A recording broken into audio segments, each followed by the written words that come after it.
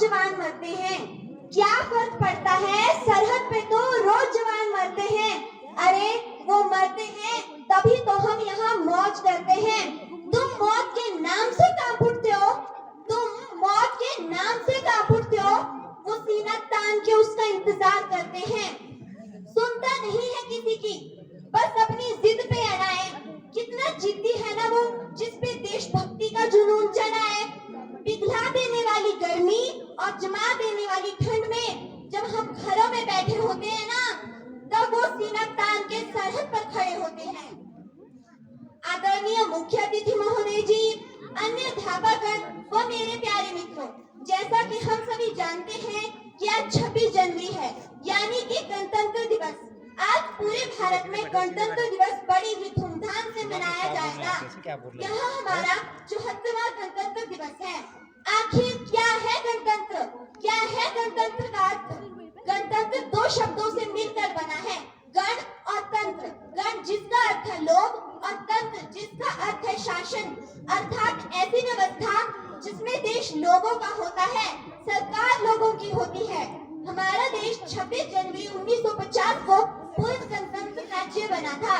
देश में गणतंत्रता से पूर्व ऐसा होता था कि एक राजा का बेटा ही अगला राजा बनेगा, चाहे फिर वो जनता को पसंद हो या ना हो। फिर हमारे देश में अंग्रेजों ने शासन किया, उनके खिलाफ न जाने कितने ही आंदोलन चलाए, न जाने कितने लोग जेल गए, न जाने कितने वीर कितनी वीरांगनाएं देश के लिए शहीद हो गयी। परंतु हम आज क्या कर रहे हैं? हम अपने देश के दुश्मनों से हाथ मिला रहे हैं और उन्हें हम अपने देश को नुकसान पहुंचाने दे रहे हैं। अगर हम ऐसा ही करते रहे तो जो जवान देश में पूरी निष्ठा से अपने परिवार की चिंता किए बिना हमारे वतन के लोगों की रक्षा कर रहे हैं, तो उनका शहीद होना किस काम का? अरे जब हमारे देश में ही देशद्रोही भरे पड़े हैं, तो हमें दुश्मनों से लड़ने की बजाय पहले तो उन देशद्रोहियों को खत्म करना चाहिए। मैं दुश्मन से नहीं डरता, मैं भारत का जवान हूँ। मैं दुश्मन से नहीं डरता, मैं भारत का जवान हूँ। मरुस्थल की रेत हूँ मैं, सियाचिन का आसमान हूँ। मरुस्थल की रेत हूँ मैं, सियाचिन का आसमान हूँ। मैं जून में चलती रेत पे लेटे कहता हूँ कि गर्मी का मौसम आज है। दिसंबर की ठंड पी के कहता हूँ कि गर्मी आज कम है। मैं बर्फ में 9 दिन दफन रह के जिंदा निकलता हूँ। मैं बर्फ में 9 दिन दफन रह के जिंदा निकलता हूँ। सीने में अपनी सांस टुकड़ों में भरता हूँ। मैं हिंद महासागर की लहरों के कपड़े बदलता हूँ। -30 डिग्री में राइफल टांग के टहलने निकलता हूँ।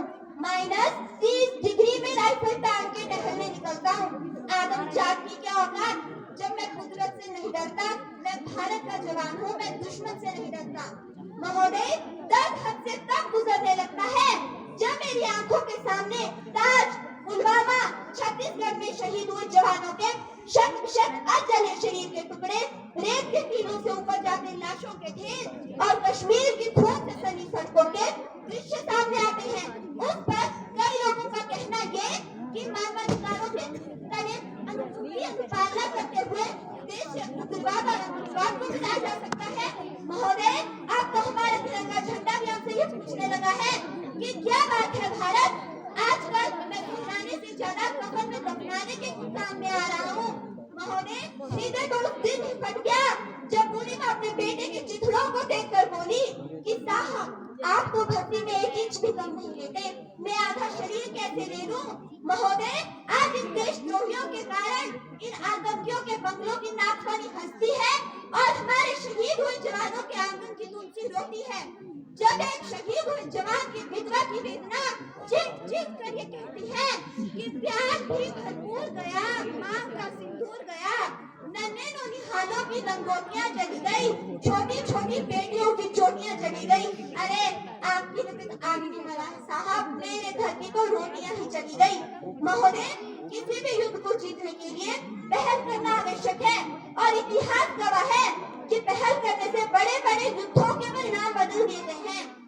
परंतु आज हमारे देश के जवान इन मानवाधिकारों के कारण इस कदर बंधे हुए हैं कि वे आज अपनी ड्यूटी पर तैनात होकर भी पहल करने से डरते हैं, क्योंकि आज एक उग्रवादी, एक देशद्रोही, उसकी राइफल से निकलने वाली गोली को ये तय करना पड़े या ना पड़े कि वो जाकर किसको लगेगी, परंतु हमारे जवान की राइफल से निकली गोली को ये अवश्य तय करना पड़ता है कि वो किसी दोषी को लगे चाहे ना लगे, परंतु वो किसी निर्दोष को नहीं लगनी चाहिए। और अगर यदि ऐसा हुआ तो ना तो ये समाज उन्हें छोड़ेगा, न तेल का तार बनाने वाली मीडिया उन्हें छोड़ेगी। और महोदय, इन मानवाधिकारों के तले किसी जवान को दबाकर युद्ध में खड़ा कर देना कोई वीरता नहीं, एक आत्महत्या है। क्योंकि महोदय, फूल को श्रृंगार दो ये मुमकिन नहीं, फूल को श्रृंगार दो ये मुमकिन नहीं, एक वीर को झंकार दो ये मुमकिन नहीं। जो हाथ बांधे सेना के, ऐसे मानवाधिकारों का पालन हरगिज संभव नहीं। आज हमारे देश के हालात ही कुछ ऐसे हो गए हैं, हर जगह प्रशासन बिक रहा है, हर जगह भ्रष्टाचार फैला है। उदाहरण के लिए हमारे गांव में ही देख लो, मर्डर को एक्सीडेंट बताया जा रहा है। अरे आज ये हादसा एक परिवार के साथ हुआ, कल किसी दूसरे परिवार के साथ होगा, तब भी हम ऐसे ही चुप बैठे रहेंगे।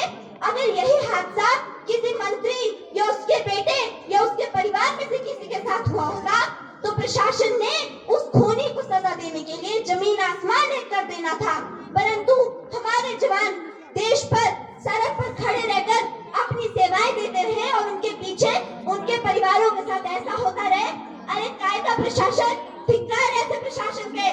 महोदय, जब पुलवामा में 44 जवान, छत्तीसगढ़ में 76 जवान शहीद हुए, तब इन मानवाधिकारों की दुहाई देने वाला कोई हमारे पक्ष में आकर खड़ा नहीं हुआ, परंतु जब जेएनयू विश्वविद्यालय में एक देशद्रोही द्वारा भारत तेरे टुकड़े होंगे, अक्सर हम शर्मिंदा हैं जैसे देशद्रोही नारे लगते हैं, तो सारे मानवाधिकार के ज्ञाता उनके पक्ष में जाके खड़े हो जाते हैं।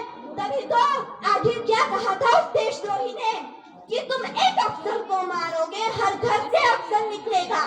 तो आज मैं भारत की बेटी भारतीय सेना की तरफ से कहती हूँ कि उस घर में घुस के मारेंगे जिस घर से अफसर निकलेगा, वो कोख नहीं पलने देंगे जिस कोख से अफसर निकलेगा।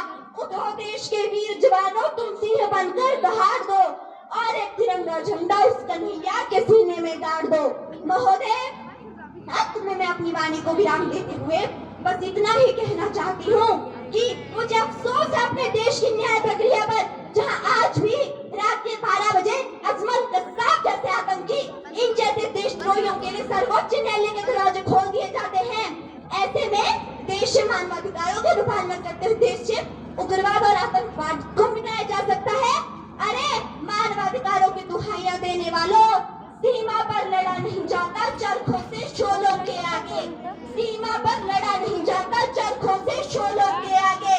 रामायण पढ़ी नहीं जाती सीमा पर गोलों के आगे, रामायण पढ़ी नहीं जाती सीमा पर